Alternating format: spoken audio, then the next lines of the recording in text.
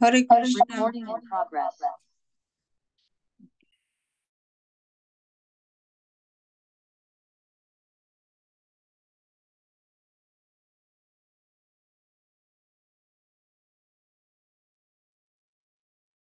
Hare Krishna, everyone.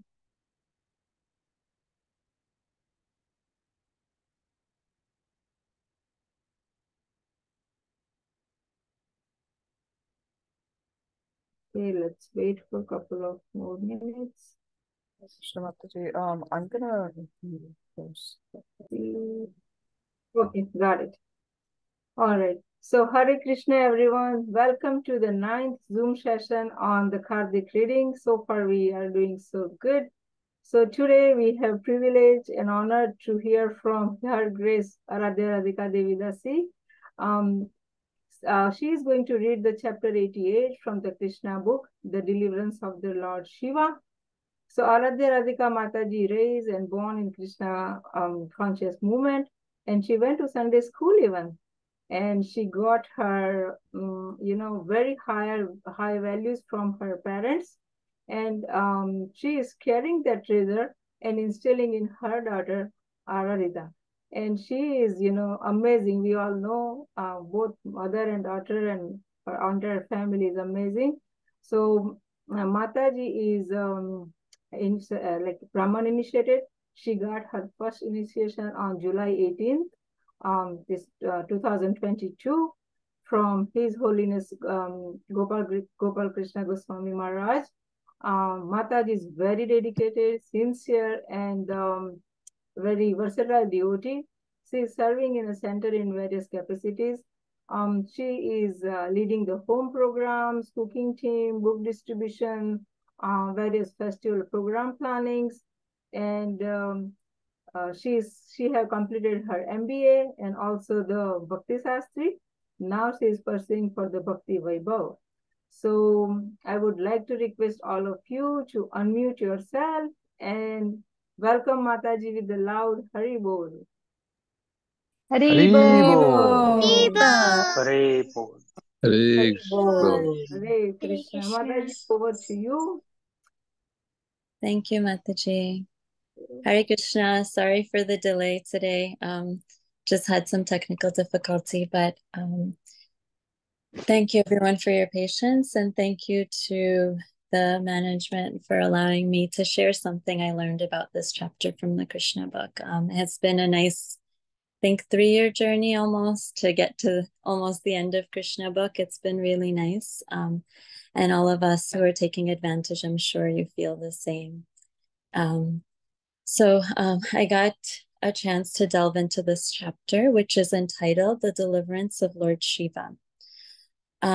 So I was a little confused about the title itself, because the story that's shared is not exactly the deliverance, but nevertheless, by the end, if someone has an idea why it's called the Deliverance of Lord Shiva, they can share. So the chapter begins with a lot of philosophy, actually. So it begins with, yeah, you can go to the next slide. So it begins with Parikshit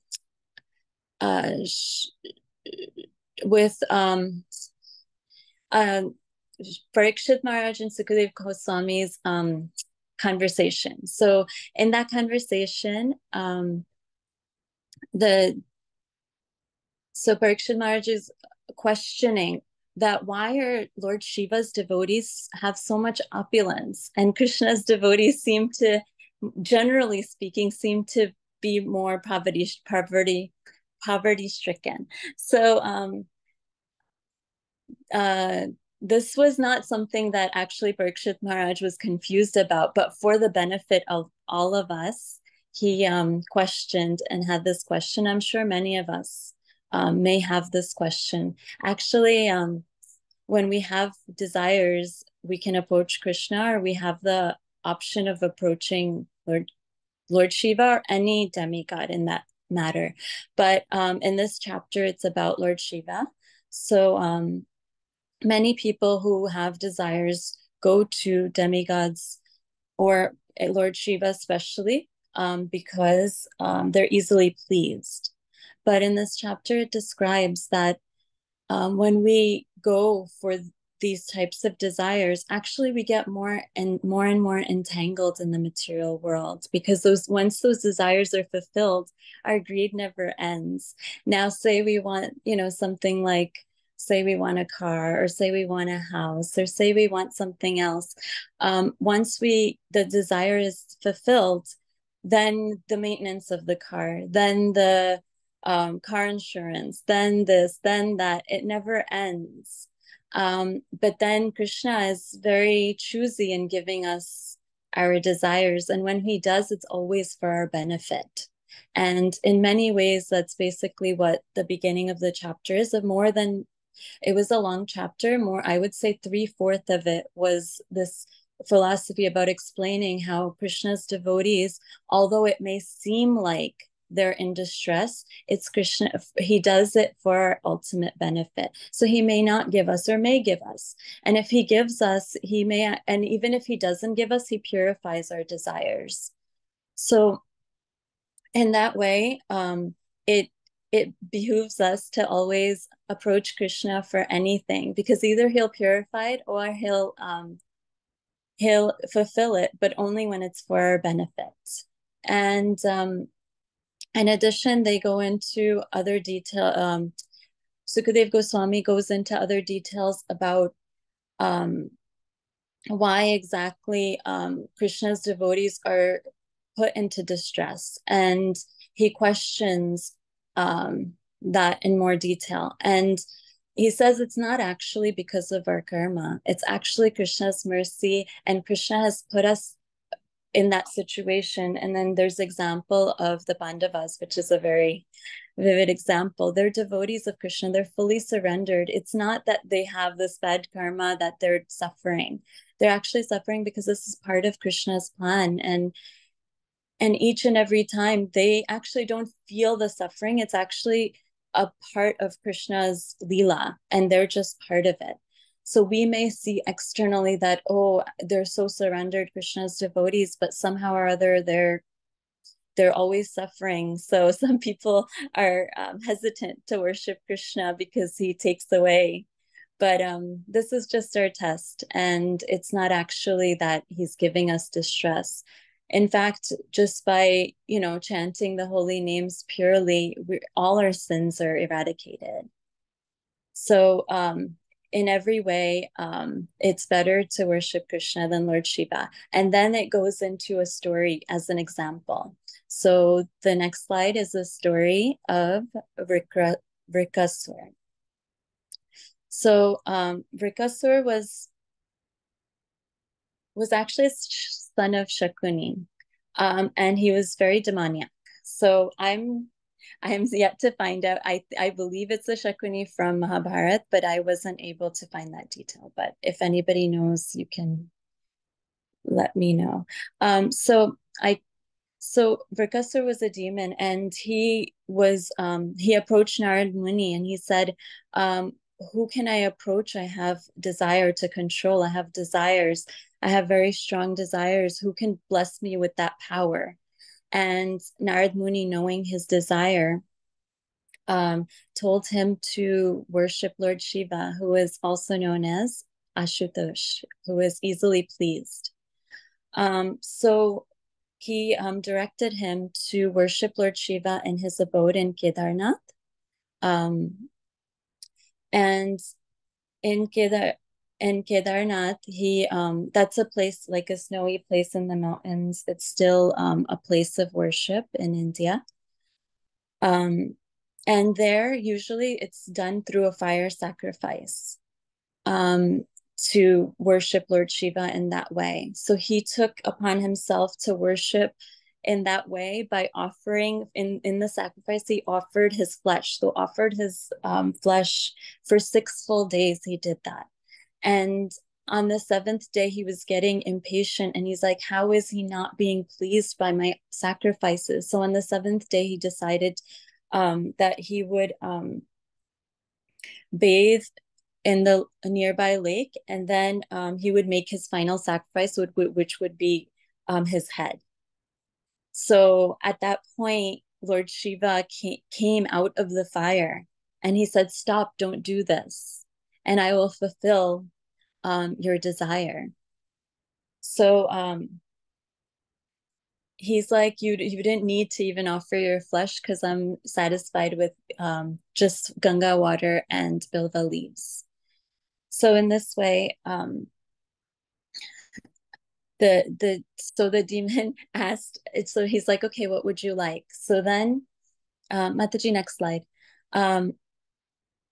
What he asked for, which is the slide before. Yes, yeah. So he asked that anyone's head he touches would get cracked open. It was such a weird demoniac, desire. But Lord Shiva, as he promised, he had to fulfill. So he said, okay. But as soon as he got the power, being so demoniac and evil-minded, he decided that the first person that he was going to use the power on was Lord Shiva himself. So he went out and he was trying to touch Lord Shiva's head. Lord Shiva just was running. He ran and ran and ran. He ran to take shelter of all the demigods. He went to Chandra, he went to Varun, he went to Lord Brahma even, but no one was able to find a way out from this. So then he finally crossed the Milk Ocean and went to Shweta Dweep and took shelter of Lord Vishnu, Krishna. So Krishna already knew all this was happening. So as he saw Vrikasur coming, he transformed himself into this beautiful, beautiful little Brahmin boy.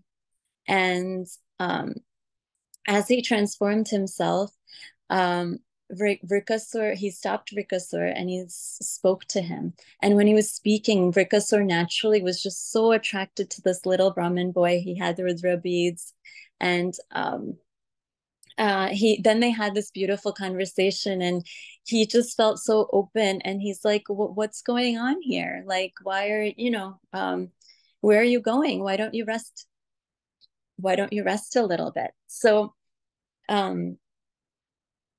and so he explained the story that I got this boon. I want to use it on Lord Shiva. So I'm here to try to use it. And then the little Brahmin boy, as Krishna was laughing, he said, do you really think that Lord Shiva, who was just cursed by Daksha, that he can actually provide a boon like that? You should, do you think that it's for real? Really? I don't think that he can even give such boons. So he said, why don't we just test, you should test it out first. I really don't think it's going to work. And because of his sweet words and his demeanor and just the way the Brahmin boy was, he was like, yes, I should at once just try it. And so Krishna tricked him, and as soon as he tried it on his own head, his head cracked open. And so that was the end of Vrikasur. So Krishna once again saved the demigod, this time Lord Shiva, from being chased by someone he actually gave a boon to. So and then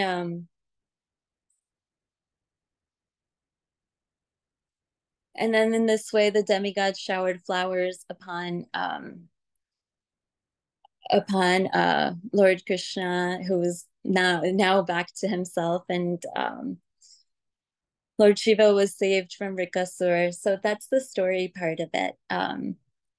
And so we can, so from this story, I thought of many things that I can learn and share from this story.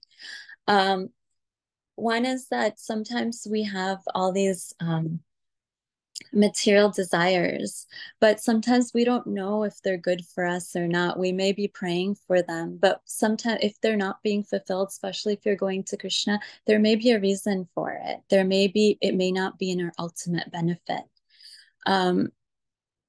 So, it's just something to learn that we can pray to Krishna. We should approach Krishna for anything that we have. If we can't, it's better to approach Krishna than anyone else. Either he'll purify it or fulfill it based on if it's in our best interest. And then with great power comes great responsibility. So with this story, Lord Shiva also had power, and he has the responsibility of, doing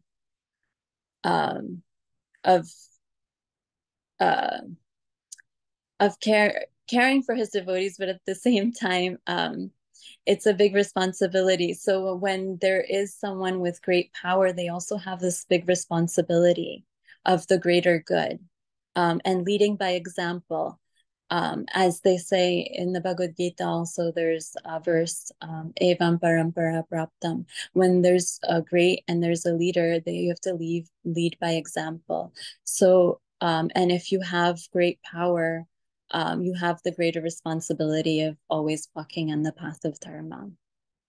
And then power given to evil-minded person can lead to devastation.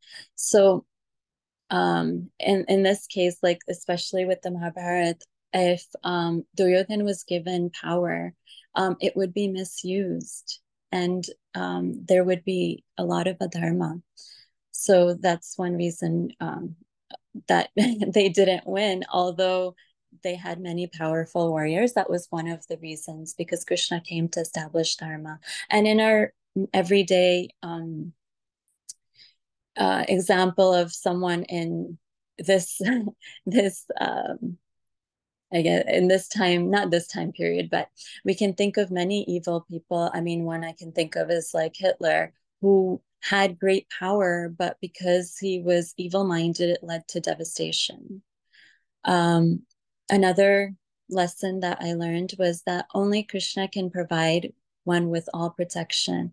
Lord Shiva in this story went to even Lord Brahma, to the creator. He went all over. He himself is so powerful. He's not very different from Krishna. The example that is given in the scriptures is that Krishna is milk and Lord Shiva is yogurt. And it's just that the example in that sense is that milk and yogurt are the same. It's just a different form, but once formed into curd, you can't bring it back to milk. So Lord Shiva is very, very, very has many of is very similar to Krishna, yet different. His responsibility and powers are different, yet they're the same. Although being so powerful, he was looking for shelter. This also tells us that he is the supreme. And Krishna will always protect his devotees. So in this case, Lord Shiva, Vaishnava, Yatha Shambhu. So Lord Shiva is the greatest, one of his greatest devotee. So it's said like that. So he came to Krishna, and Krishna immediately found a way to take care of the situation. And in this way, Lord Krishna is the greatest mystic. And there's so many stories of where Krishna has protected his devotees in a mystical ways that were beyond our conception, in the sense that, like, there were so many times I felt that Krishna has saved. I've been reading the Mahabharata, so I have so many Mahabharata examples, but how he saved the Pandavas in so many ways. And Queen Kunti captures all of them in her prayers, but I can think of a few where they were saved from the Lakshagriha, which is the wax house. They were saved during from Durvasa Muni, and because of the Akshay Patra. Queen Draupadi was saved from being disrobed. they were saved from Jadrat during the time when Arjuna vowed to kill him, and it seemed almost impossible. Krishna was there to save them. So he finds ways, and also being all attractive, even in the story of the churning of the milk ocean. The demigods were taking shelter of Krishna so many times during the whole Leela. And Krishna saved in mystical ways. He became Mohini Murti and attracted all the hearts of all the asuras. And because of that all attractiveness, even in this story, Vrikasur was after Lord Shiva, but just because of his amazing attractiveness, he was just so attracted to the Lord, even as a Brahmana boy, that he didn't even think that what if, it's just Krishna works in such mystical ways.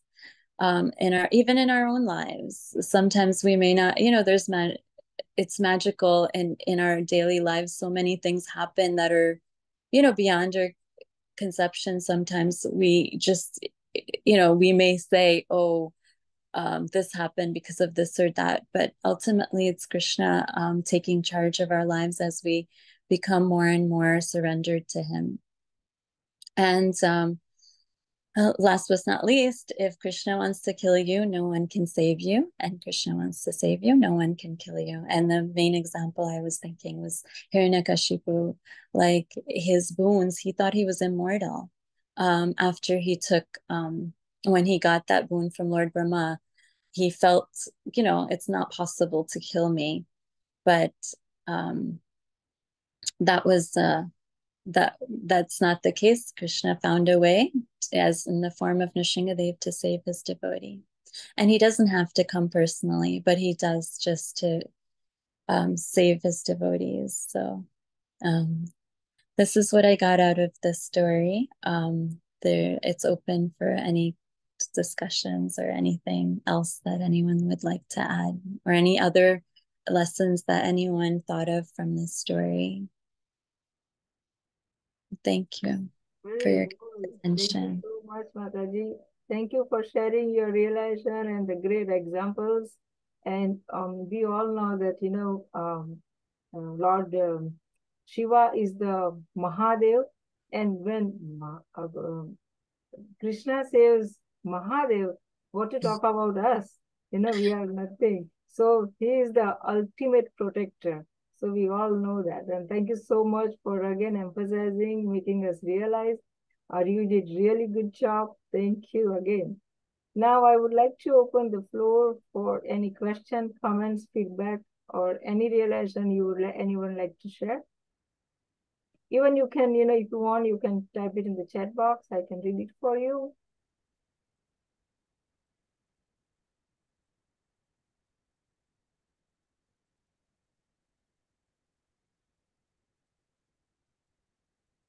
All right.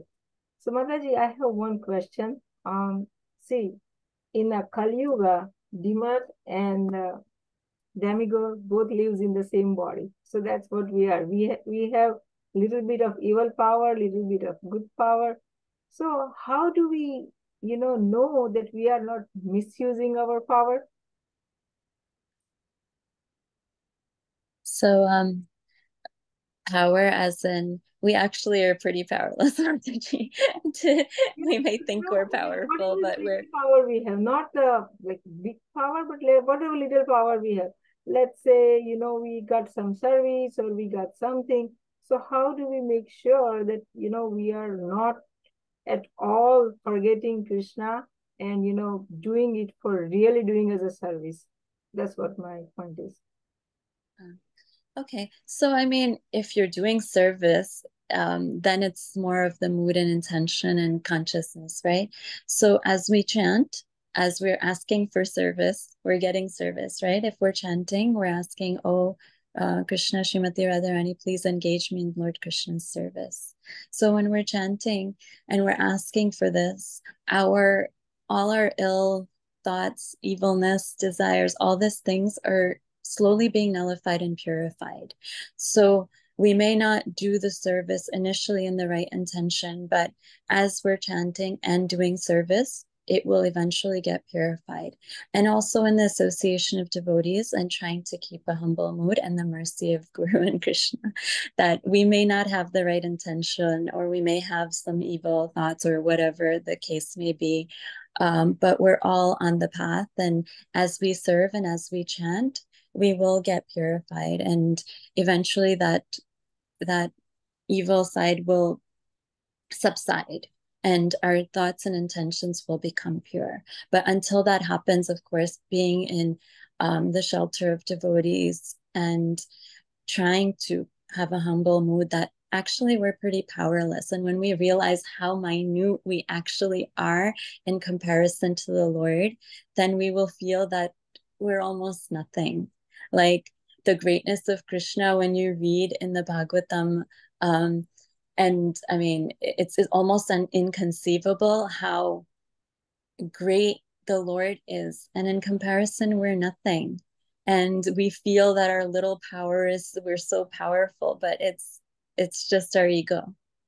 Absolutely. Thank you so much, Mataji, for a wonderful answer. So if no one have any question or comment, we can end this call.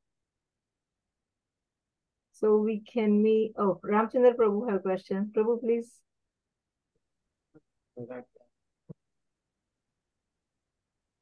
Hare Krishna, Ramchandra Prabhu.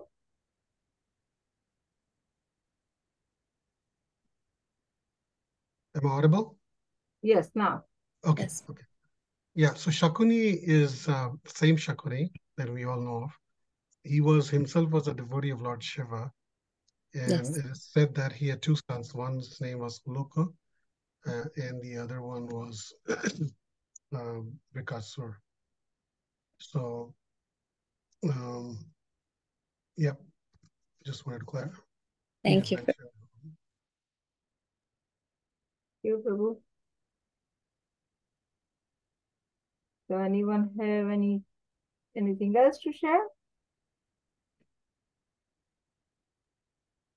Well, before you just close, if there's nothing else, then just want to mention about, or if you can mention about our upcoming program Saturday, Sunday, and Monday.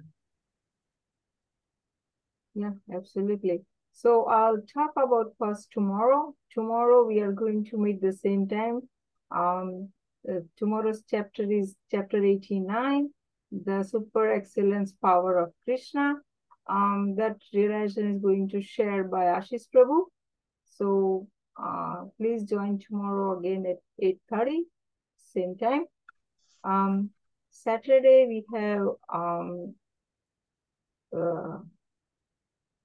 program at the center. Yeah, we are going to celebrate the Govardhan Puja. So we are going to make a lot of offerings for the Lordship. So I would request everyone to, make whatever your heart desire, because Lord Govardhan is, whatever you are going to offer him, but with the pure love and heart, he's going to accept it. But make sure you make anything with the clean cloth, clean vessels you use. And also make sure you are not going to use any onion and garlic or anything which is not pure. We are going to make all vegetarian fish. So please reach out to any of us if you need any containers to bring the bhoga in. Otherwise, you are feel free to bring anything your heart desires. And program will start probably 5 o'clock, right? All the bhogas should come by 5. And then we're also this year promoting it as a food festival, vegetarian food festival. So we have flyers which are designed only for the not our community and non-Indian. So if this would be a good opportunity for you to, if you want to invite your colleagues or non-Indian background folks, because we want to promote it as a vegetarian food festival. Yeah, so please bring your friends, family. If you bring them, you know that this Kartik month is very auspicious. So if you'll bring one person, you'll get the benefit of bringing the 1,000, 10,000 persons. So please bring at least one person with you, so that way, they'll get to eat the really big feast, and also they can enjoy and get the blessing of Govardhan Nath. All right. Can I ask clarification? Please, Prabhu. Okay, today's chapter in the book, it is 87, and tomorrow what you are saying is 88, not 89. I'm just reading Gujarati version. It says 88 is Krishna's opulence power. Maybe in Gujarati book, I have a Gujarati book, I can verify that. But this is from English book. The chapter should remain the same, right? Chapter should remain the same. But we can cross check, Prabhu. But in English, it's 89 and 88. Yeah. Because I was looking at it is. Which one? Today's, you mean? Yeah. Today's is 88. Yeah. No, Prabhu is saying the chapter number. Today is, in my book, it says 87, not 88. Okay. I can also say it doesn't matter. It's okay. I think it's just mainly just for clarification. Yeah. Maybe it's a typo in the book for the chapter number. But no, even in Hindi version. Yeah, in Hindi version also is 87 was. So it's a little bit different, I think. No, Prabhu. See, 87 and 88. Yeah, you are right. Today is 88. So probably right. I think in Hindi, Gujarati is different. But anyway, thank you so much. At the Gujarati book, and you are right. It's 87 and 88. Yeah. So there is maybe typo in the chapter number, but doesn't matter. The story and content and everything is one clarification. I think it says about Lord Vishnu versus Krishna. So, which Vishnu are we talking about? In the book, in the verses, it says Lord Vishnu and not Krishna. So, Ramchandra Prabhu, if you want to explain, Lord Vishnu and Lord Krishna is the same. Krishna is the Vishnu Tattva. I'll let Radhika take the first shot. Prabhu, you can, okay, fine. I can try. But you can add to it, Prabhu. So in the chapter, actually, it's used interchangeably, Prabhu. This Krishna and Vishnu is interchangeably used. In fact, the way that we and our acharyas have explained that Krishna is the original Govindam Adi Purusham Tamaham Bhajami. So Govinda, Krishna is the original, and from him comes 3 forms of Vishnu. And the one that's in the milk ocean that's described right now is Garbhadakshay Vishnu in Shwetadvip. So I believe, I could be wrong. Kshirodakshay? Prabhu, which one is it? Shwetadvip is Kshirodakshay, so it's not Garbhodakshay. Yes, Kshirodakshay Vishnu. So in that sense, he's approaching Vishnu, but that's an expansion of Krishna, right? So ultimately it's Krishna. When he works in different ways, Krishna is always in Goloka Vrindavan. This is just his, in this way, he's working through Lord Vishnu. So, and even in the English version, at least, Prabhu, that the word was used interchangeably. Yeah, that's what I think too. Yeah, so I just used Krishna, but I could have easily put Vishnu for all of these as well. So in this chapter particularly, he approached Lord Vishnu, yes, but in the chapter itself, there's places it says Krishna and places it says Vishnu, so it was used interchangeably. Yes, thank you. Hare Krishna. Yeah, good point, because this is something that sometimes new people ask, and sometimes even after many years, people ask this question, difference between Krishna and Vishnu. Even in our Tulsi prayers, we say, Vrindai Tulsi Devi Priya Keshava Shicha Vishnu Bhakti Prati Devi, some say Krishna Bhakti Prati Devi. So we say we are Vaishnavas. Vaishnavas means devotee of Lord Vishnu or Krishna. interchangeably. We say that Vishnu Dutas came, not Krishna Dutas came. So it's one who differentiates, Vishnu and Krishna. We're not to differentiate. Prabhupada used both terminologies different times. But that ISKCON, the chart, it is from ISKCON, right? The one. The functions is there, but Prabhupada explains Krishna is like you at home, and then Vishnu at the office, right? Like that analogy is given. But it's the same personality who's displaying different characters, different moods, and different opulences and qualities at different times. Just like one would say Krishna or Ram, they're the same personality, just at different time, different. We should not differentiate. Right. Thank you. Does that help, Prabhu? Yeah, I mean it's a different philosophy. I think it's I'm fine with that explanation, but it confuses if you don't know about that. If someone doesn't read Prabhupada's book, he wouldn't know or she wouldn't know Vishnu and Krishna. I think if someone believes that Krishna is a avatari versus he's an avatar, then it changes the whole nomination. Right. A lot of people believe that Krishna is the one of the avatars, and Rama is one of the avatar, and Bhagwan is a Narayana or a Vishnu. Yeah, that's why they need to. The hierarchy makes a little difference, and it changes the order, right?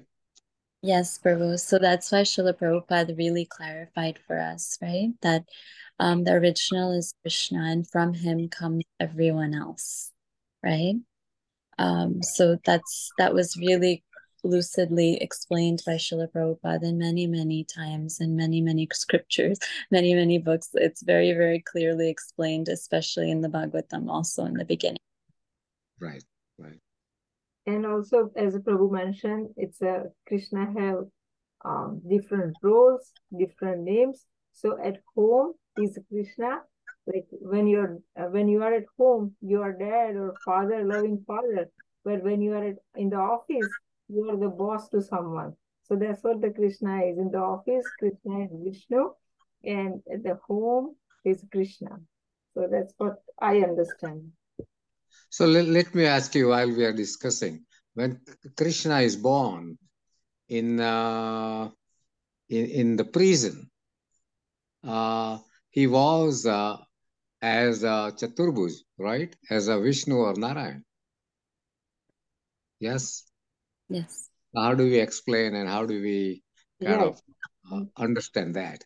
Correct. So when Krishna born, he born as a Vishnu Chaturbhuj, but when Maya saw him, and he said, "No, I don't want this form. I want my baby form."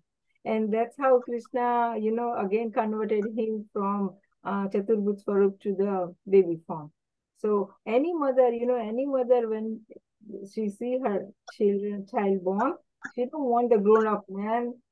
She don't want that, and that's what she said. I want my baby as a baby form, and that's how he converted himself into the baby Krishna. So why would he not born as a two-armed? Because he wanted. That's what my understanding is, Prabhu. Maybe I am wrong. Prabhu and Mataji can add on it, but Krishna wanted to show to her mother that what you ask, you always desire to have me as your son. So here I am. Here I am the personality of Godhead, and that's how she understood that she got her gun in the Krishna as her son. Prabhu, you can order, Mataji, you can add on if I'm missing anything. No, I get it. Thank you. I understand that he wanted her to show that he is the God or the Lord. Yeah. So if you have two arms, then people will believe, oh, how can that be? This little baby could be my son who is a God, right? So That's why I showed the opulent four arms form. Yes. Right. Thank you. Thank you, Prabhu. Right. Anything else anybody have? All right. Thank you, Prabhu, for wonderful questions. Mataji, thank you for a nice lecture. Yeah. And I would like to thank you, all of you, and big hariful for all of you to joining every day and being so consistent. So thank you so very much. Now, if nothing, we can end this call with the loud Haribol, and I will see you everyone tomorrow same time. And also we have Japa call in the morning, which is very important to join. So I would request everyone to please join at 5:30, sorry, 6 o'clock and 6 to 8. Please join. So that will be wonderful, chanting along with the devotees. Hare Krishna. Thank you, everyone. Have a good night. Thank you. Hare Krishna. Yeah.